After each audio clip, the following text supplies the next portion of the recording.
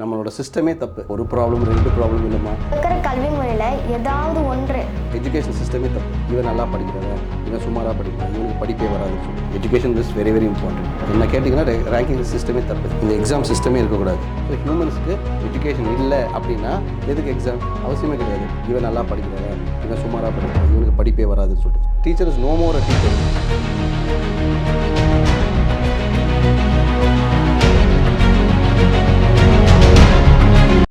Hi, என் பேர் செந்தில். என் பேர் ரோஸ்மேரி. நான் ஒரு எஜுகேட்டராக இருக்கேன். நான் 7th ஸ்டாண்டர்ட் ஸ்டூடெண்ட். ஸோ எஜுகேஷன்னா என்ன உங்களை பொறுத்த வரைக்கும்? தெரியாத விஷயத்த கற்றுக்கிறது தான் எஜுகேஷன். நீ ஏன் டீச்சராக ஆசைப்பட்டீங்க? Teacher is the only profession which creates all other profession.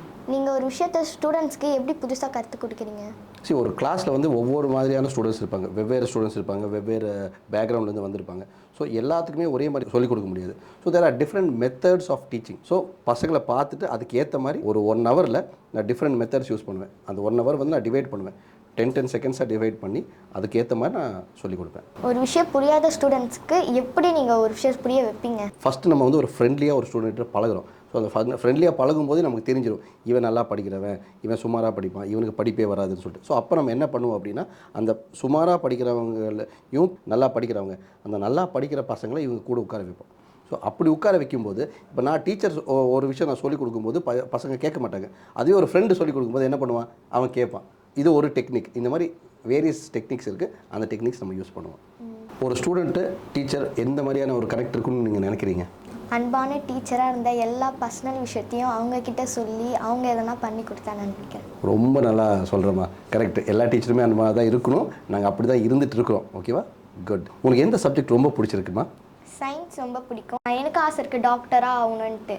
அதில் இருக்க சயின்ஸில் வந்து இருக்கே செல், அனிமல், இந்தமாரி நான் நிறையவே படித்ததுனால எனக்கு சயின்ஸ் பிடிக்கும். Very good answer.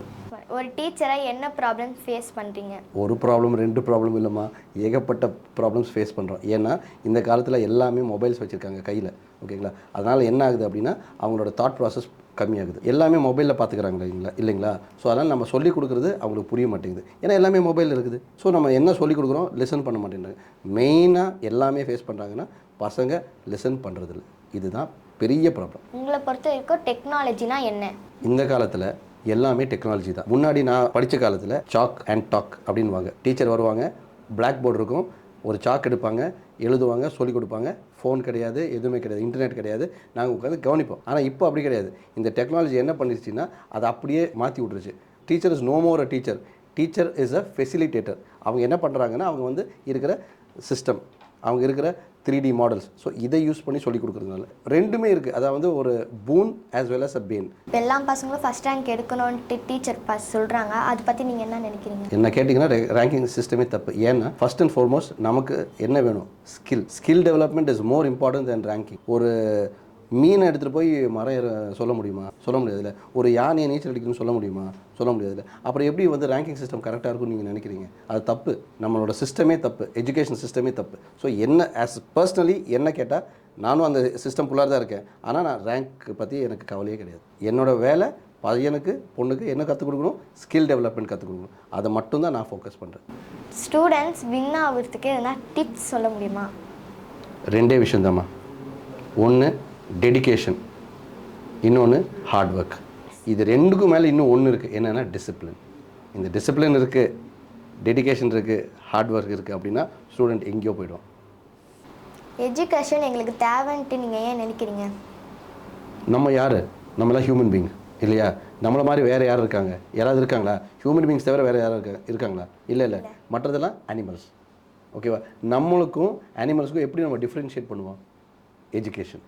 எஜுகேஷன் மட்டும்தான். அனிமல்ஸ் வந்து ஸ்கூலில் வந்து படிக்குமா? அனிமல்ஸ் வந்து காலேஜ் போய் படிப்பாங்களா? இல்லை. யார் படிப்பாங்க? நம்ம தானே படிக்கிறோம். நம்ம யார்? ஹியூமன்ஸ். ஸோ ஹியூமன்ஸுக்கு எஜுகேஷன் இல்லை அப்படின்னா we will also be like animals.